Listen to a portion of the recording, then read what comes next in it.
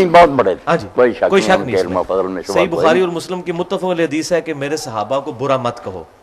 تم میں سے کوئی احد پہاڑ کے برابر بھی سونا خیرات کر دے تو 600 گرام مد ان کی اس کے آدھ کو بھی نہیں پہنچ سکتا۔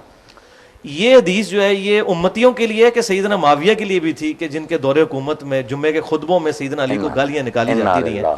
تو یہ حدیث کیا ہم سب کے لیے کہ ہم ان کو برا نہ کہیں کہ صحابہ کرام علیہ رضوان کے لیے بھی ہے؟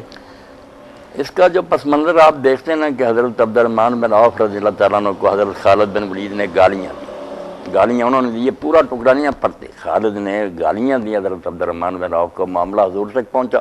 تو آپ نے خالد اور ان لوگوں کو نہیں، اس لیے امام نووی کہتے ہیں کہ اس حدیث میں جو کہا نا صحابہ کو برا نہ کو، یہ مخصوص صحابی ہیں جو صلح حدیبیہ سے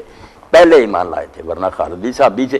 آپ نے کہا تم میرے اصحاب کو برا نہ کرو، تم میں سے کیا بہت پہاڑ، اس کا خطاب جو تھا نا صلح حدیبیہ کے بعد والے مسلمانوں سے تھا، وہ عام معنوں میں تو وہ بھی صحابی تھے، مگر آپ نے اس میں خاص کہا کہ جن کو تم گالیاں دے دو سابقون کو،